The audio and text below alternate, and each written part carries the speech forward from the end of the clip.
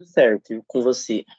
Tudo ótimo também. Muito prazer, eu sou o Thiago, aluno do terceiro ano, e estou dando só um tempinho para ver se mais alguém vem, para a gente não perder o fio da meada, não ter que voltar, mas também pelo número de slides, também é bom não demorar. Então, vou aguardar só mais um pouco e a gente faz essa revisão. Queria confirmar com você, queria que você me auxiliasse falando se você vê o slide aí da apresentação, Tô vendo sim, tá? sim. Tá. E agora, quando eu tiro ele daqui, você ainda enxerga ou vê o vídeo? Eu tô enxergando ainda. Ah, tá ótimo, então. Da revisão, certo? Isso. Tá. Perfeito, então. Muito bom. Você é do primeiro semestre? Eu sou do terceiro semestre. Ah, do terceiro. Ah, muito bom, muito bom. Então já avançou bastante coisa, ainda mais com essa grade nova, que ela está muito boa. É, eles estão bem pra frente. É, tem muita coisa que, diga-se de passagem, deixa vocês com uma vantagem, uma vantagem devida, uma vantagem excelente para já entrar aprendendo muita coisa que vai fazer a diferença já. Já É, imagina quando chegar ano que vem, vocês já vão ter uma bagagem bem forte teórica, bem forte mesmo. sim. E a minha E é a pioneira, né, nesse formato. é sim, é sempre pioneira.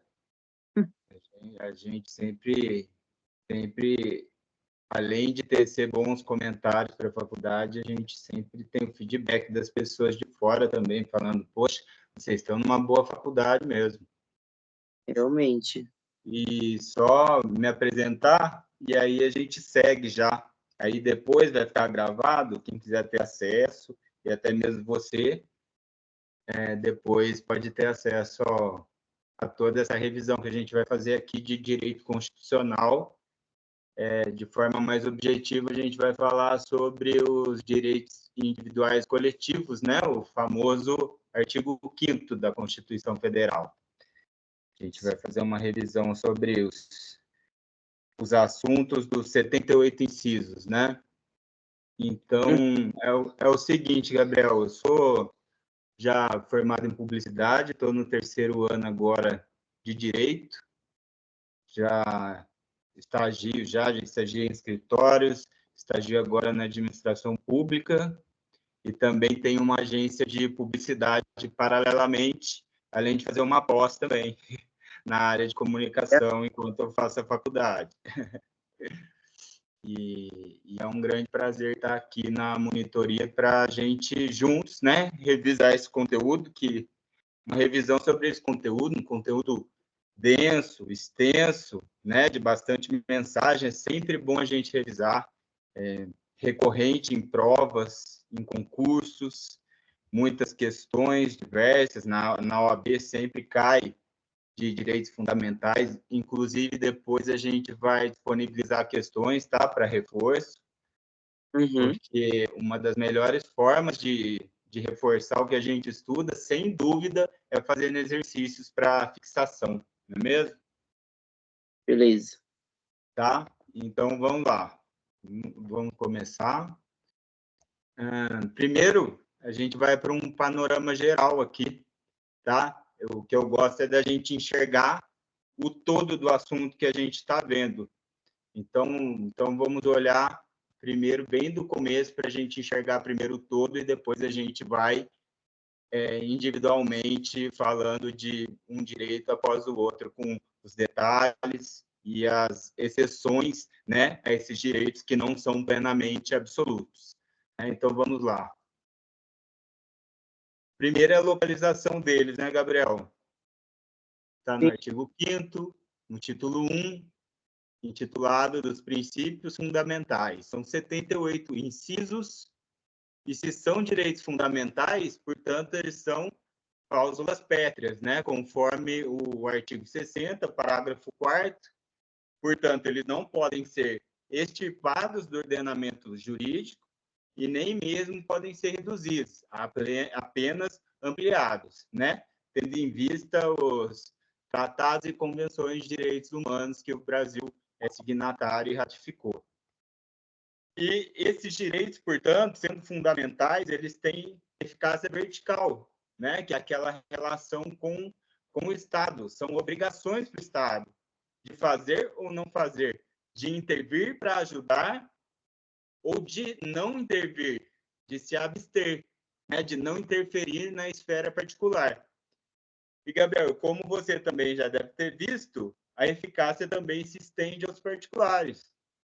Não é mesmo? É a eficácia horizontal dos direitos humanos. Passa por aquela máxima: se pode mais, pode menos. Se você pode exigir do Estado, você também pode exigir do seu particular, do seu igual. E eles têm natureza declaratória. Outras leis, outras normas surgem para garantir, né? As garantias têm a natureza assecutória, elas asseguram, né? Os direitos vêm nesse artigo 5º de forma declaratória, via de regra, e depois por outras leis, né, tendo a eficácia contida, muitos dos mandamentos desse artigo 5º, outras leis vêm para complementar e dizer realmente como esses direitos podem ser exigidos, como esses direitos na prática serão, e inclusive as exceções, uma vez que eles não são absolutos. E é justamente por essas exceções que a gente vai comentar. Você vai ver na sequência, a gente vai falar exatamente das exceções. Por exemplo, o direito de propriedade.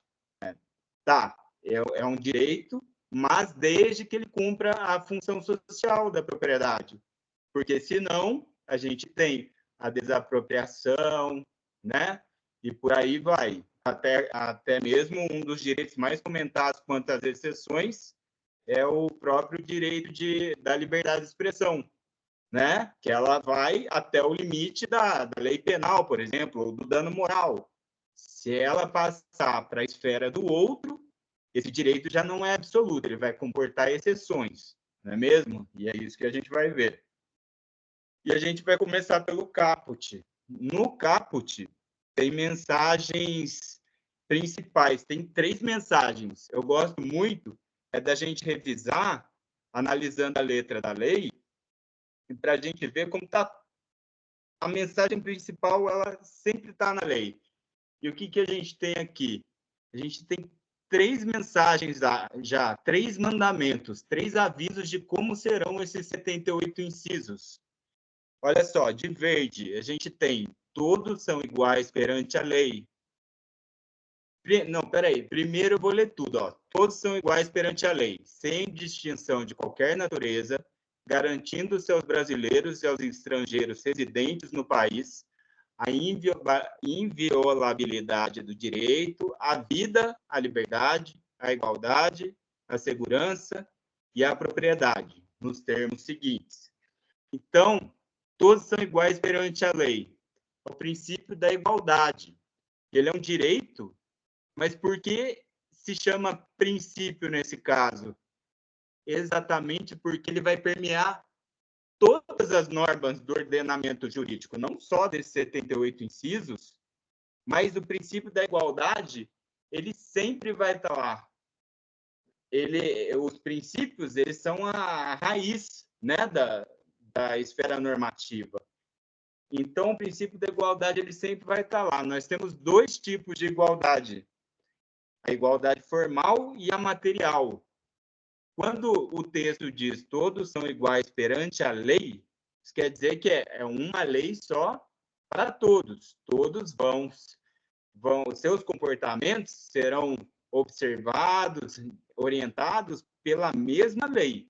Só que mesmo dentro da igualdade formal, tem duas formas da igualdade, que quem rege é o princípio da legalidade. Para os particulares, pode-se fazer o que a lei não proíbe. E a administração pública, somente o que a lei diz, ou seja, o princípio da legalidade estrita, porque quem trabalha na administração pública defende o interesse público, então tem que fazer exatamente o que a lei diz. Já o particular, ele faz o que a lei não proíbe. E a outra igualdade, ela está logo ali, ó, nessa segunda parte de verde, que é a inviolabilidade do direito à igualdade. Se o direito à igualdade é inviolável, o que tiver de desigualdade social, de igualdade na realidade, na prática, a lei também vai ter a incumbência de acertar, que é a conhecida isonomia, não é mesmo? Que é tratar os desiguais com desigualdade, na medida da sua desigualdade, fazendo assim como equilíbrio social. Como, por exemplo, no próprio inciso 1º do artigo 5º, diz que homens e mulheres são iguais perante a lei nos termos dessa Constituição. Isso quer dizer o quê? Que o que precisar, a Constituição equilibra, né? Tendo em vista os fatores sociais, questões de vulnerabilidade. O mesmo acontece em relação ao direito do consumidor. O consumidor sendo hipossuficiente, tendo menos acesso à informação sobre os produtos e menos poder econômico, na grande maioria das vezes, do que a empresa, a lei faz essa igualdade material, esse tratamento isonômico, equilibra. Então, esse é um princípio que, além de um direito, ele está presente sempre que se precisar ter o equilíbrio. Então, em todo ordenamento jurídico, constitucional e até mesmo infraconstitucional, nós vamos ter a presença do princípio da igualdade. E aqui, logo depois, a segunda mensagem é sobre a titularidade. Para quem é o artigo 5º, ou melhor, para quem são os direitos individuais e coletivos do artigo 5º, garantindo-se aos brasileiros e aos estrangeiros residentes no país. Gabriel, deixa eu ver. Nós temos aqui também o William. William, boa tarde também, tudo bem? Desculpe, eu fico com a tela aberta aqui e não consegui ver que tínhamos a sua presença aqui também.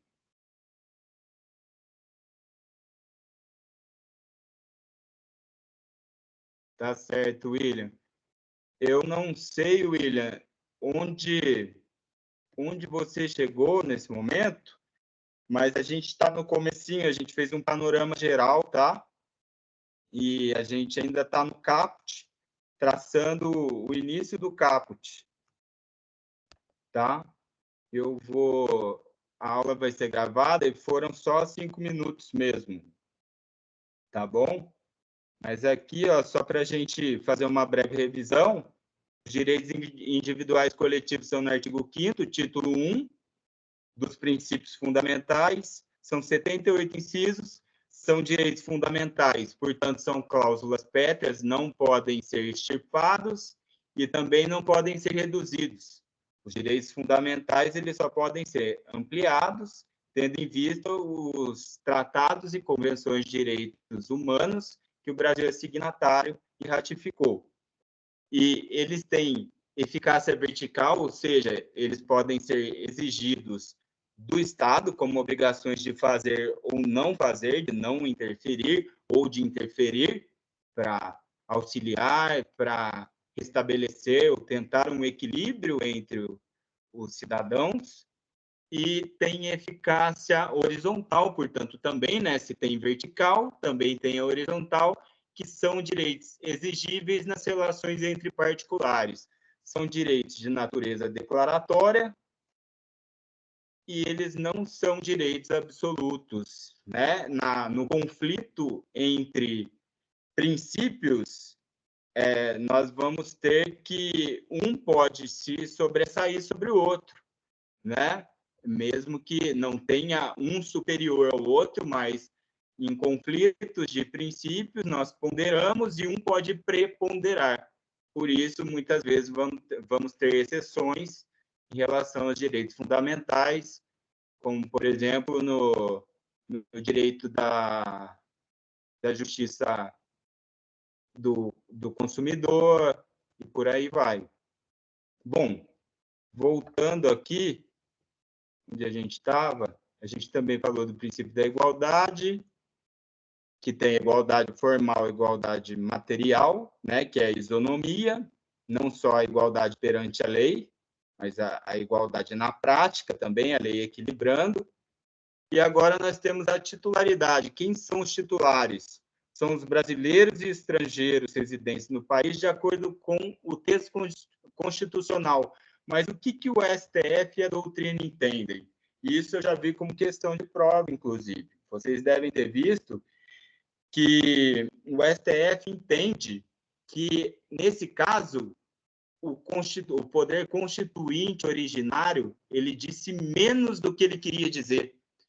Então, houve uma interpretação extensiva do STF, de modo a considerar que também são detentores desses direitos os estrangeiros não residentes no país, né, os de passagem, os apátridas, os refugiados e também as pessoas jurídicas naquilo que couber. Naquilo que couber, como, por exemplo, a honra, a imagem da empresa, o patrimônio, né, que são direitos que, a seguir, nós vamos começar a falar. E, bem, a terceira mensagem que a gente encontra aqui é justamente quais são os 5 temas que esses 78 incisos vão trazer para a gente em forma de direitos variados.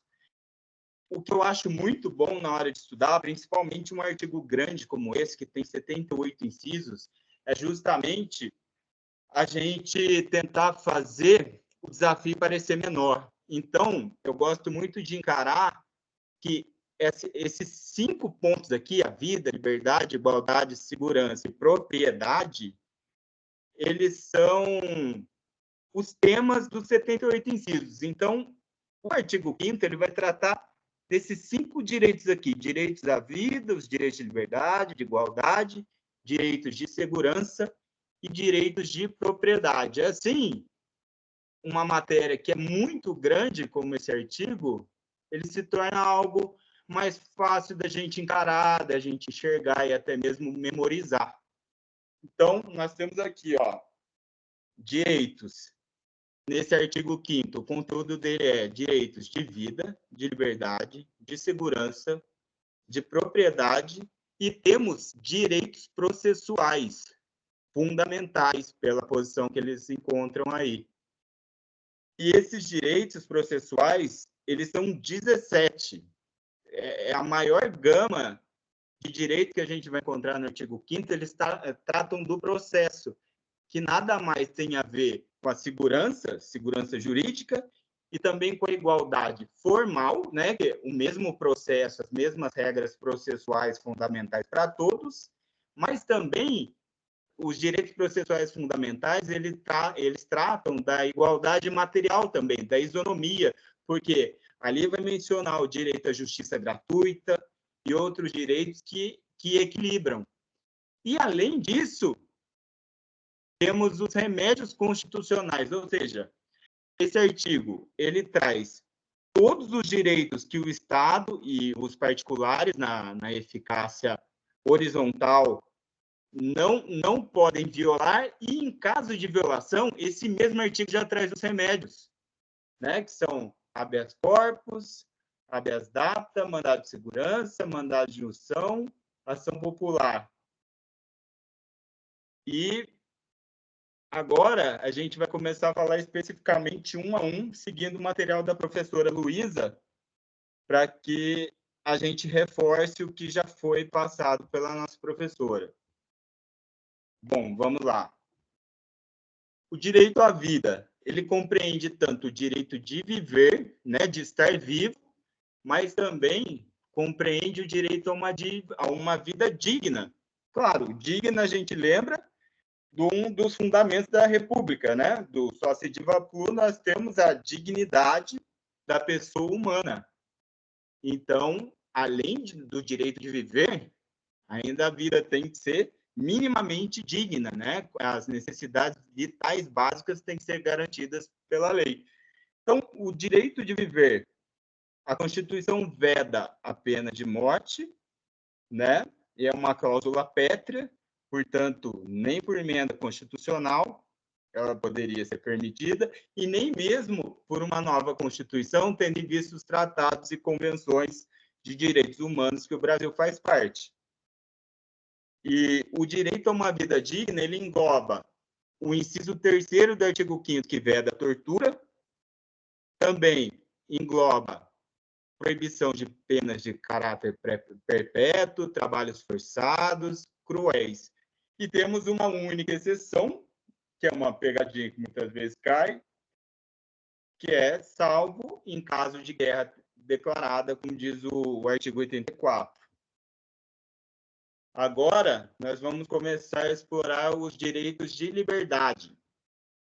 A liberdade de manifestação de pensamento, a doutrina diz que ela é uma cláusula geral, que ela engloba essa liberdade de pensamento também, de opinião, de expressão artística, de ensino e pesquisa, de comunicação, e até mesmo a expressão religiosa. Mas, como todo direito fundamental, como todo o direito e princípio fundamental, eles vão, quando houver um conflito, um vai preponderar. Então, quase sempre a gente vai ter uma exceçãozinha aos direitos. Por exemplo, no caso do direito de manifestação de pensamento, é vedado anonimato.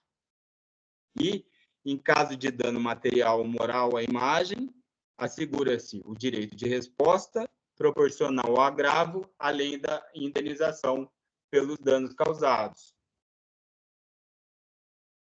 E, em segundo lugar, nós temos a liberdade de consciência e de culto, sobre a qual ninguém será privado dos direitos por motivo de crença religiosa ou de convicção filosófica ou política.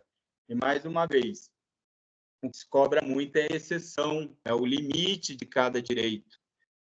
E qual é o desse? É salvo se a invocar para se eximir de obrigação legal a todos imposta, como serviço militar obrigatório, e se recusar a cumprir a prestação alternativa fixada em lei. Isso é justo, porque se é imposta a todos e uma pessoa só se recusa, todos fazem, então temos aí a exceção à liberdade de consciência. Ele pode alegar a liberdade de culto, pode alegar que a religião dele comporta algumas exceções, porém, se ele se recusar a cumprir a prestação alternativa, e diga-se de passagem, se ele não cumpri-la em até 2 anos, que é o prazo legal, vai acabar que ele terá uma sanção, ele vai perder os direitos políticos dele. E ele pode recuperar depois, se ele se redimir cumprindo a prestação que foi exigida. Agora, nós teremos a liberdade de atividade intelectual, artística, científica ou de comunicação. E o texto diz que se veda a censura de natureza política, ideológica e artística. Ou seja, é vedada a censura, porém, como todo direito fundamental, como todo princípio, como todo direito, há exceções.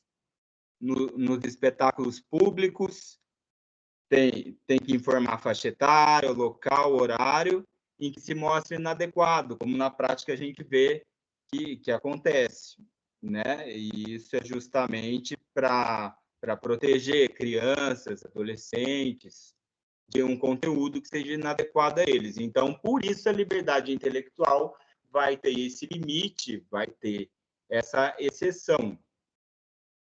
E o mesmo se aplica a quando a pessoa, por exemplo, quiser reclamar de uma propaganda de produto, uma prática ou serviço nociva à saúde e ao meio ambiente.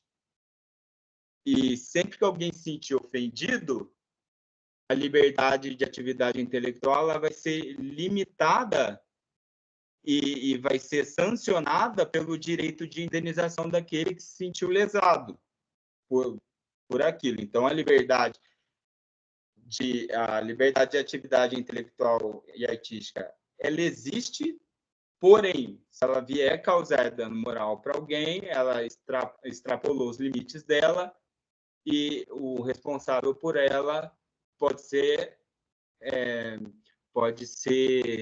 intimado a responder por isso e até mesmo pagar pelos danos morais causados. E outra liberdade aqui que nós temos é a liberdade de profissão. O texto constitucional diz que as pessoas têm liberdade do exercício de qualquer trabalho, ofício ou profissão. Porém, tem eficácia contida. Isso quer dizer que a lei pode impor qualificações profissionais, pode requerer especificidades daquele profissional. Como, por exemplo, para ser médico, a pessoa tem que fazer a faculdade, depois a residência. O mesmo acontece com o advogado. Ele tem que fazer a faculdade, depois ele tem que prestar a prova do exame de ordem. Ou seja, a pessoa tem liberdade para ter as profissões, mas, por conta da eficácia contida desse artigo, dessa norma, pode sofrer alguma regulamentação que requeira do profissional certos caminhos que ele caminhe antes, né? Certas etapas pelas quais ele passe para que ele seja qualificado. Uma vez que, por exemplo, no médico, ele vai lidar com o bem jurídico mais valioso, que é a vida. O advogado, ele vai cumprir uma das funções essenciais da justiça previstas na Constituição. Portanto, por esse motivo, a liberdade de profissão ela vai sofrer limitações legais, porque quando ela tem confronto com bens jurídicos também muito importantes, acontece aquilo, os princípios eles vão se ponderando e um vai preponderar sobre o outro. Nesse caso, do médico, por exemplo, o bem jurídico da vida, ele é importantíssimo, então ele vai prevalecer sobre a liberdade de profissão. Por isso, a liberdade de profissão, certas vezes, vai ter limitações legais. Vamos lá. E a liberdade de informação, que se resume ao direito de informar e o direito de poder ser informado, né? A Constituição, no artigo 5º, ela assegura a todos o acesso à informação e resguardado o sigilo da fonte quando necessário ao exercício profissional. E também diz que todos têm direito a receber dos órgãos públicos informações de seu interesse particular ou de interesse coletivo geral. E o remédio para isso, diga-se de passagem, é o habeas data, né, que a gente vai ver mais à frente, na verdade, sobre os direitos individuais e coletivos processuais. Amanhã, o Natan, a partir das 17 horas, se eu não me engano, ele vai, porque são muitos direitos, então eu vou até o final desses direitos que a gente tem aqui e paro nos processuais. E aí quem vai abordar é o Natan amanhã para continuar essa revisão. Então, continuando aqui, então, quando esse direito de receber dos órgãos públicos as informações de interesse particular ou coletivo, ele for, de certa forma, violado, vamos ter um remédio que é o habeas data, que a gente vai ver na sequência. Então, temos um limite para o direito da liberdade de ser informado, para a liberdade de informar. É quando o interesse público, quando a segurança do Estado, ou quando a segurança da sociedade estiver em jogo, correr risco pelo vazamento ou pela divulgação de certas informações. Então, por isso, né, o princípio da supremacia do interesse público, ele vai preponderar sobre o princípio e o direito da liberdade de informação. Então, por esse motivo, nós teremos essa pequena exceção do direito de liberdade de informação, que é justamente o interesse público e a segurança do Estado e das pessoas. E agora, nós já fomos pelo direito à vida, já fomos pelo os direitos de liberdade, agora é o terceiro ponto, que são os direitos de segurança. Como o Estado garante que não vai invadir a esfera do particular, como ele se compromete, como a lei coloca limite no Estado para que ele não invada o domicílio das pessoas, como já foi em outras épocas, em outros regimes de governo que não fossem o nosso Estado social de direito, nosso Estado democrático de direito. A inviolabilidade do domicílio é justamente essa norma que dá limite para o Estado, que diz para o Estado, você não pode entrar no domicílio, porque a casa é o asilo inviolável do indivíduo. Nela, ninguém podendo penetrar sem o consentimento do morador. E segundo a doutrina, quando a lei diz casa, ela também abrange o escritório, né, que é o domicílio profissional, as oficinas, garagens e até mesmo quartos de hotéis, segundo certos autores. E, claro, tem exceções. As exceções são sempre as que caem, são 4. Flagrante delito, desastre, para prestar socorro e durante o dia por determinação judicial.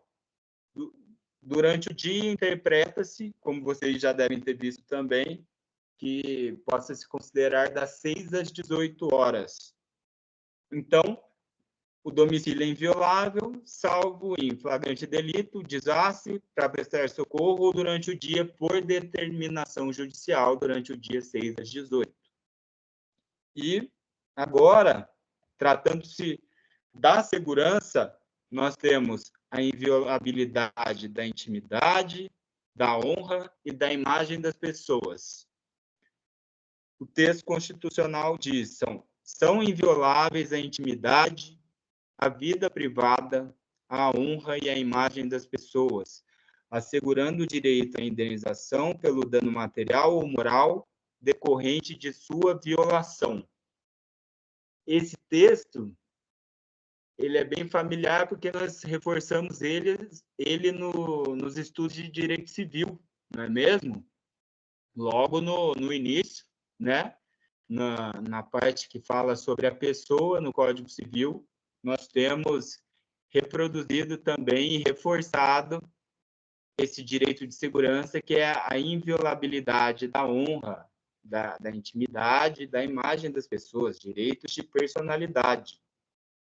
Eu gostaria de saber se tem alguma pergunta, se alguém quer compartilhar algo para a gente fortalecer essa revisão, se alguém quer trazer algo a mais, ou se a gente pode seguir fazendo essa revisão no slide da matéria dada pela professora. Ou está tudo certo? Por mim, pode seguir. Tô tranquilo. Tá ótimo, então.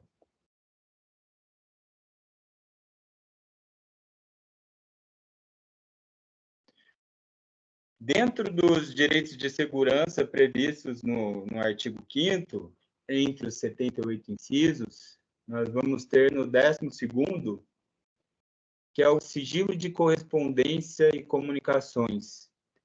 O texto diz: é inviolável o sigilo da correspondência e das comunicações telegráficas, de dados e das comunicações telefônicas.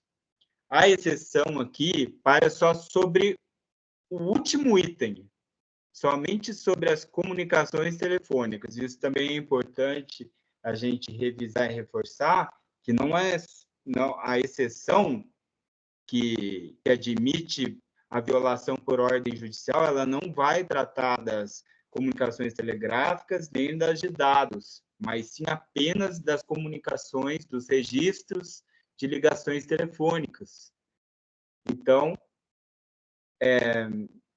salvo no caso das comunicações telefônicas por ordem judicial, nas hipóteses e na forma que a lei estabelecer para fins de investigação criminal ou instrução processual, que é da constituição de provas. Então, é isso. Quando a gente for lembrar da exceção para o sigilo da correspondência, as comunicações telefônicas comportam uma exceção. E, claro, que somente com ordem judicial, em processo administrativo, tampouco, apenas quando nós falarmos de permissão judicial, de uma medida judicial para que se possa desfazer o sigilo, e sendo assim a exceção que comporta esse direito do sigilo de correspondência e de comunicações.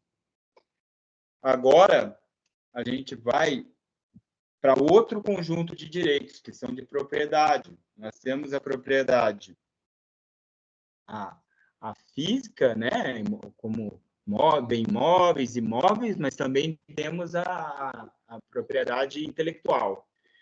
E é justamente desses direitos que os direitos de propriedade do nosso artigo 5º, eles dizem. Então, vamos aqui pelo direito de propriedade. O primeiro, deverá atender à sua função social nos exatos termos dos artigos tais da Constituição Federal. Ou seja, se a função social estiver sendo atendida, está cumprindo com a obrigação do artigo. Agora, mesmo assim, há exceções. Temos duas principais, é a desapropriação e a reforma agrária. E sempre é o interesse público que vai dar a permissão para que se desaproprie um imóvel. Como, por exemplo, se estiver cumprindo a sua função social, será paga a justa e prévia indenização em dinheiro. Então, se ele cumpre com a função social que a Constituição prevê e como vigência, né? Você pode ter, sim, uma propriedade, mas desde que ela cumpra a função social.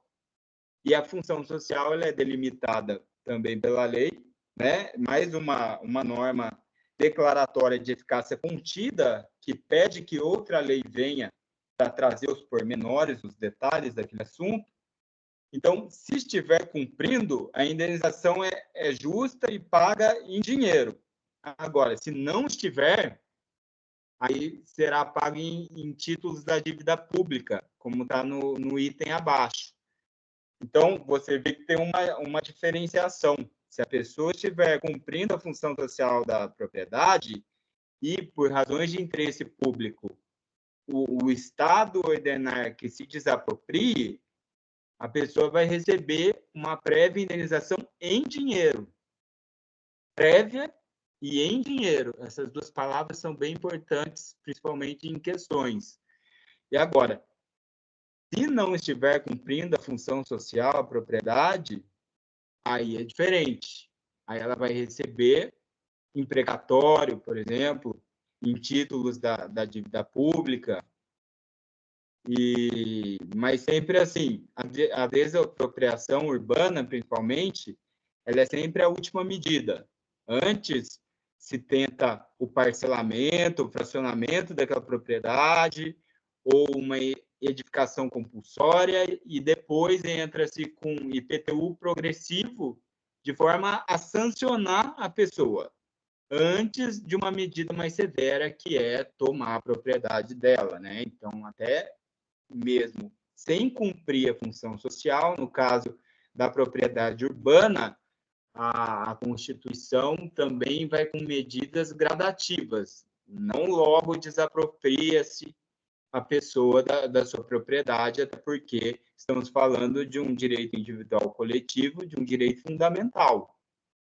Então, portanto, o que diferencia o tratamento é exatamente o cumprimento da função social. Cumpriu, indenização prévia em dinheiro. Não cumpriu, vão ter medidas que podem chegar à desapropriação paga em títulos, em precatório, que demora muito mais para receber.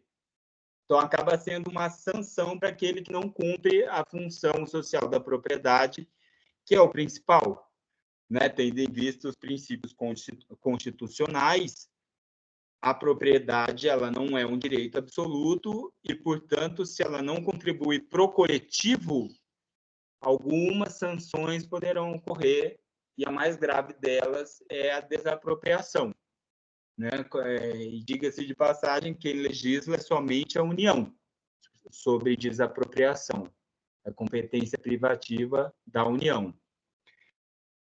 E outro recurso também é a reforma agrária, principalmente na grande propriedade rural, pode acontecer caso ela não esteja cumprindo, mais uma vez, a função social da propriedade, que é o grande ponto da questão do direito de propriedade, é justamente a função social. Se cumprir, tudo ok, inclusive a desapropriação ela vai ter indenização em dinheiro, indenização prévia. Agora, se não cumprir com a função social da propriedade, medidas que podem chegar à desapropriação total do imóvel, da propriedade, do lote. Bom, agora, avançando, nós iremos para outra forma de propriedade, que é o patrimônio imaterial, que é a propriedade intelectual. E, de forma resumida, a propriedade industrial, a propriedade intelectual, ela se refere à propriedade industrial e aos direitos de autoria, aos direitos do autor. Então, de forma resumida, é muito aquela história também da patente, né, que a lei, mais uma vez, esse artigo, esse inciso, ele tem eficácia contida. Então, tem outra lei que vai tratar dos pormenores dessa situação. Vai falar justamente sobre o tempo que dura o direito de patente, sendo assim, então, também um limite ao direito, ele não é absoluto, esse direito ele não é para sempre, tem um tempo para a patente.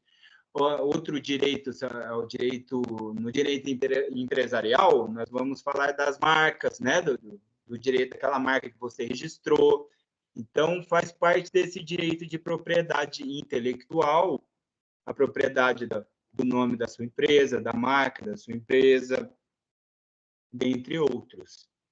E, meus caros, agora nós chegamos no final dos direitos de propriedade, nós caminhamos até aqui, e tem os direitos processuais fundamentais e os remédios, que serão tratados amanhã com o Natan. O Natan ele vai continuar essa parte de onde nós paramos, porque deu exatamente 1 hora, né, que é o tempo da nossa revisão aqui, e nós fomos pelo artigo 5º, reconhecendo a importância desses direitos fundamentais, que são individuais e coletivos, mas até mesmo os individuais, eles são comuns a nós na coletividade. Todos nós temos direito e acesso a esses direitos dos 78 incisos. E se ele for violado pelo Estado, nós teremos os remédios constitucionais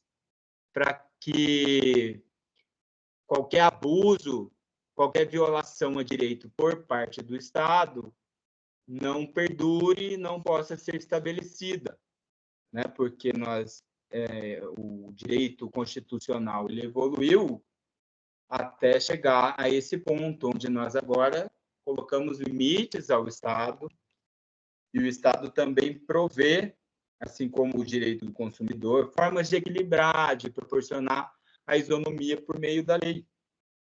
E é isso.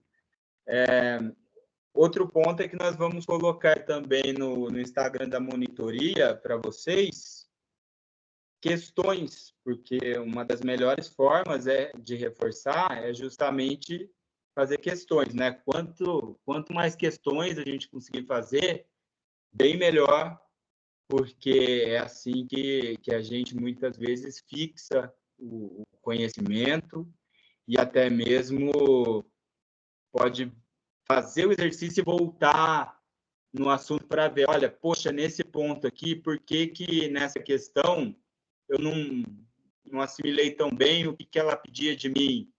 E aí vai dando também uma certa malícia. Quanto mais questões a gente faz, mais malícia a gente vai tendo e vai conhecendo também o examinador daquele concurso, até mesmo da GV, no caso da OAB. Então, é muito saudável sempre a gente fazer questões para reforçar, além de ter revisões periódicas também de leitura. Mas é isso. Eu gostaria de saber se vocês querem fazer alguma pergunta ou contribuir com o assunto, ou tocar em algum ponto aí para a gente evoluir junto. Eu estou totalmente ao ouvidos de vocês aqui. Ficou bem claro, foi bem específico a sua monitoria. Eu só fiquei com uma dúvida em relação à desapropriação, que aí é Sim. que, caso não cumpra, o município vai fazer caso não cumpra a função social, né, o município vai fazer alguma forma para desapropriar e assim o dono do terreno, do imóvel, ganha títulos tipo título de crédito, por exemplo, estão devendo para o município, aí quando pagar ele receberia no lugar do município? Isso mesmo, Gabriel. É assim, a lei sobre a desapropriação, ela é feita pela União, né? É uma competência privativa da União. E aí, quando, por exemplo, o IPTU, ele é já um imposto de competência municipal. Então, o IPTU que lida com o município que lida com as questões envolvendo as taxas como o IPTU, certo? Então, no caso de um eventual pagamento pela desapropriação, é aquela reserva do município que vai ser paga em forma de título pode-se dizer que é em forma de título de crédito mesmo, são os famosos precatórios, que é como o Estado opera certos pagamentos. E, nesse caso, é um pagamento que se demora muito para receber, via de regra, que é ao contrário daquele que cumpre a função social, ele vai receber previamente em dinheiro. Agora, no caso desse título, que é sim uma espécie de título de crédito, como você falou, a pessoa vai demorar mais para receber. Vai ter desapropriada e vai demorar bem mais, viu, diga-se de passagem, para receber esses títulos. Muitos anos, na verdade. E assim, Gabriel, respondeu? Depois eu posso também pesquisar e te enviar texto sobre isso também com maior profundidade para se fazer um estudo específico sobre isso, um pouquinho mais profundo. Não, ficou bem claro, já clareou já. Tá, Obrigado. mas é basicamente o que você já tinha trazido na sua pergunta mesmo, tá? Tá bom. É nada mais que isso. O Estado, através do município, vai pagar pela desapropriação. E por isso, por ter essa tramitação complexa, muitas vezes muito mais desgastante, é que é a última rácio, a última saída é a desapropriação. Antes vai se efetuando medidas paliativas, outras sanções não tão graves, porque o pagamento realmente vai demorar muito. Então, se dá a chance dessa pessoa ainda dar uma função social para a propriedade antes da desapropriação. Não é uma coisa que acontece de pronto, sabe? Então, justamente por isso, tem-se muito cuidado antes de operar a desapropriação, salvo se por utilidade pública. Realmente precisa mesmo, vai se instalar uma linha de metrô, algo assim, não tem outro jeito, e aí vai essa regra. Se tinha função social, a indenização em dinheiro. Se não tem, precisa construir ali, aí a pessoa vai demorar um pouco mais para receber através desses títulos que a gente acabou de conversar sobre. Certo? Certo, certíssimo. Obrigado. Então, tá bom. Imagina. Mais alguma questão?